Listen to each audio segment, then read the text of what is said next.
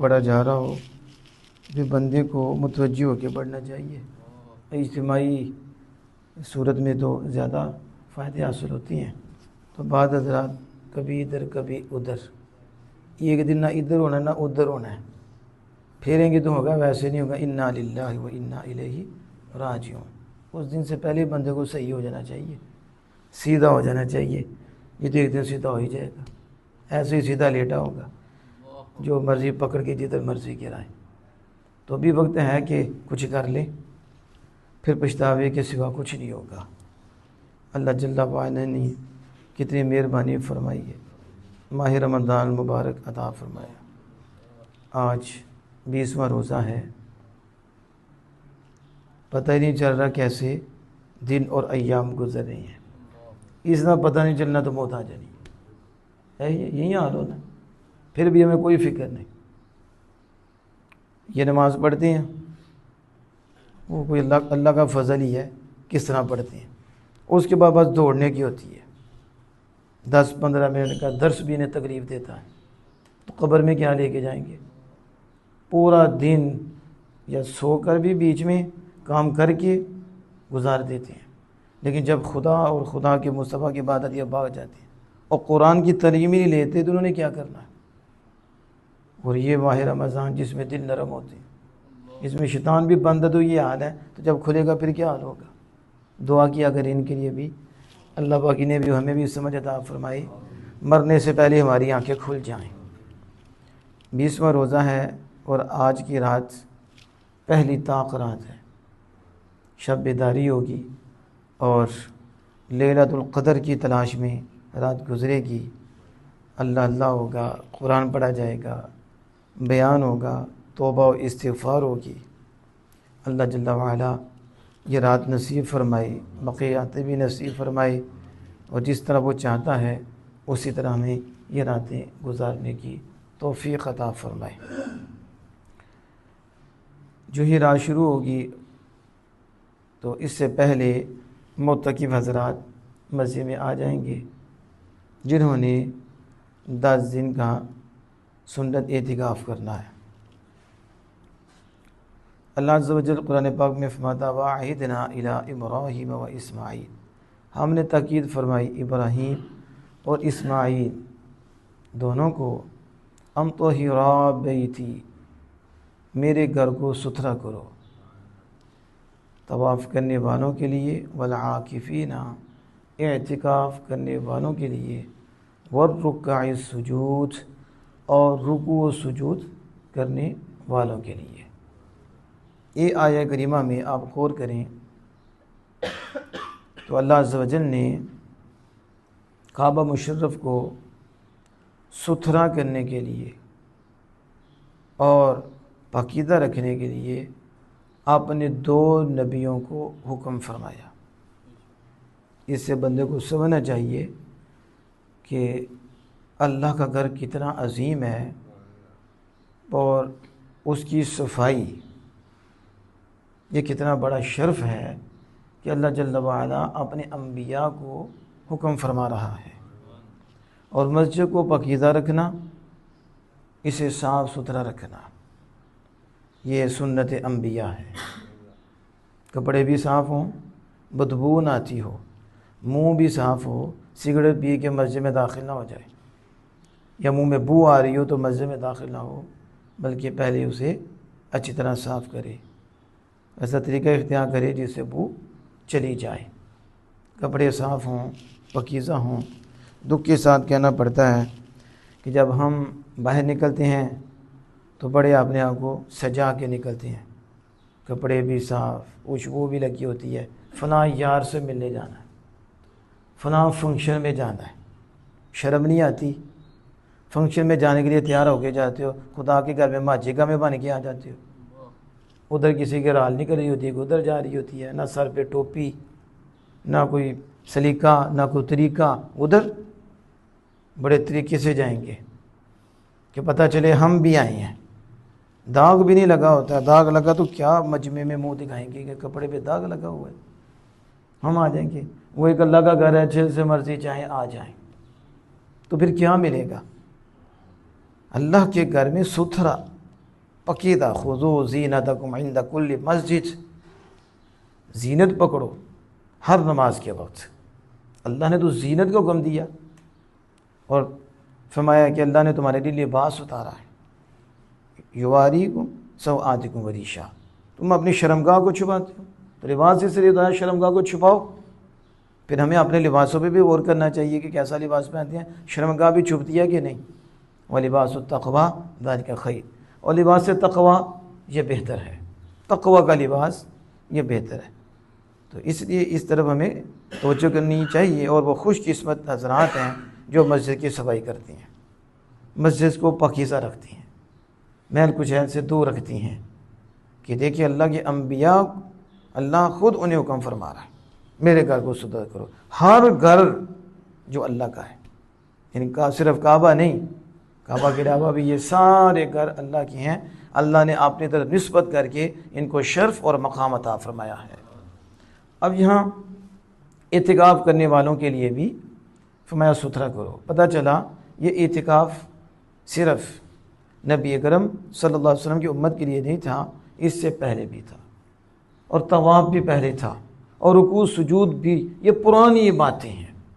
اعتکاف، اللہ اکبر کبیرہ، اعتکاف کا معنی رکنا ہے اور ٹھہرنا ہے، یہ اس کا لغوی معنی۔ اور صوفیہ کو آپ نے دیکھا کہ وہ معتکف ہو جاتے تھے اور وہ دنیا سے الگ تھلگ ہو کر رب سے لو لگا لیتے تھے اور اپنے آپ کو مزید پاکیزہ کرتے تھے، اپنی دل کی صفائی کرتے تھے، کہ اصل میں مخلوق کے اندر رہ کر بچنا بڑا مشکل ہوتا ہے، اور تصفیہ کرنا بہت مشکل ہوتا ہے، اور تزکیہ کرنا بہت مشکل ہوتا ہے۔ کوئی نہ کوئی آ کے کان میں کچھ ڈال دیتا ہے اور شیطان حملہ کر جاتا ہے، پھر وہ پاکیزگی حاصل ہوتی ہے، شور وہ بھی اپنی جگہ پہ ہوتا ہے، شور و غل ہوتا ہے، اور ملت اور ملاپ یہ بہت ہوتا ہے۔ تو صوفیہ پھر الگ ہو جاتے تھے، تو اسے کہتے معتکف ہو گئے، کہ انہوں نے کہا اب ہم لوگوں سے نہیں ملیں گے، ان سے کلام نہیں کریں گے، بلکہ اللہ سے لو لگائیں گے۔ تو جب پھر وہ پاکیزہ ہو جاتے ہیں اور اس مقام پہ آ جاتے ہیں کہ اب ان کی توجہ خالق کائنات کی طرف رہتی ہے، اب جب مخلوق میں جاتے ہیں تو پھر مخلوق انہیں اللہ سے دور نہیں کر سکتی۔ ہاں کسی بھی کرم ہو جاتا ہے تو اسے بھی اللہ کا قرب مل جاتا ہے، تو پہلے وہ صفائی کرتی ہیں اور معتکف ہوتی ہیں۔ شہزادی رضی اللہ تعالیٰ عنہ نے بھی ذکر کیا کہ میں بھی معتکف ہو گیا اور لوگوں سے الگ ہو گیا، اور کہا کہ زبان کاٹ کر کونے میں بیٹھا ہوا سم بکمن، یہ بہرا گونگا اس شخص سے بہتر ہے جس کی زبان منہ میں نہیں ہے، یعنی اس سے بہتر وہ زبانیں کٹی ہو، گونگا بہرا ہو، کسی کو تکلیف تو نہیں ہوگی۔ تو میں تو الگ ہو کے بیٹھ گیا ہوں، تنہائی میں آ گیا ہوں کہ جو دن رہ گئے ہیں وہ خدا کی یاد میں گزر جائیں۔ تو اعتکاف میں کیا ہوتا ہے کہ اللہ کے گھر میں آ کے بیٹھنا ہے، وہاں ٹھہرنا ہے اللہ کی رضا کے لیے، اور سنت اعتکاف کی نیت کرنی ہوتی ہے کہ میں ادھر رہوں گا تو اللہ کو یاد کروں گا، اور یہ سنت مصطفیٰ ادا ہوگی، اور جتنی دیر مسجد میں رہوں گا رحمتیں ہوں گی، برکتیں ہوں گی، مخلوق سے الگ ہو جاؤں گا، گناہ کا سلسلہ رک جائے گا۔ چغلی، غیبت یہ ملن ساری سے ہوتا ہے، موبائل بھی ہوتا ہے، اور موبائل تو آپ کو پتہ ہے 1 منٹ میں کیا 1 منٹ سے کم میں بھی آگ لگا دیتا ہے، اور اس کے ذریعے آگ لگانا بہت آسان ہے، تکلیف دینا بہت آسان ہے، لیکن اعتکاف میں موبائل بھی بند ہوتا ہے، اس میں وہ جو ملنے کا سلسلہ وہ بھی بند ہو جاتا ہے۔ اب کسی رشتہ دار کے پاس جائے گا، کسی یار کے پاس جائے گا، اب کہاں اینٹ مور جائے گا، کہاں کینٹ میں جائے گا، کہاں ساری رات اتر جائے گا۔ یہ جتنے گناہ کرتا ہے اعتکاف کی برکت سے سب سے بچ جاتا ہے، اور وہ اللہ سے لو لگا لیتا ہے کہ مالک اس وقت تک میں نہیں جاؤں گا، یعنی اس شخص کی طرح ہے کہ جو اللہ کے در پہ آ جاتا ہے اور در پہ آ کے گر پڑتا ہے، وہ کہتا ہے میں نے اس وقت نہیں جانا جب تک کہ تو مجھے بخش نہ دے۔ بس معتکف بھی ایسا ہی ہے، مالک میں بیٹھا ہوں تیرے گھر میں آ کر، میں نے بھی اس وقت تک نہیں جانا جب تک تو میری بخشش نہ فرما دے، مجھ پہ کرم نہ فرما دے۔ تو میں کہتا ہوں کہ اس دور میں کوشش کرنی چاہیے کہ زیادہ سے زیادہ بالغ حضرات، ویسے تو یہ جو عاقل ہے، نابالغ بھی ہے، عاقل ہے وہ بھی بیٹھ سکتا ہے، یعنی سمجھدار ہو، سمجھ رکھتا ہو، تو زیادہ سے زیادہ کو بیٹھنا چاہیے، تاکہ یہ جو مل کر گناہ ہوتے ہیں اور موبائل سے گناہ ہوتی ہیں اتنے دن تو ان سے بچ جائے گا، اور برکتیں اور رحمتیں اس کی نصیب ہو جائیں گی۔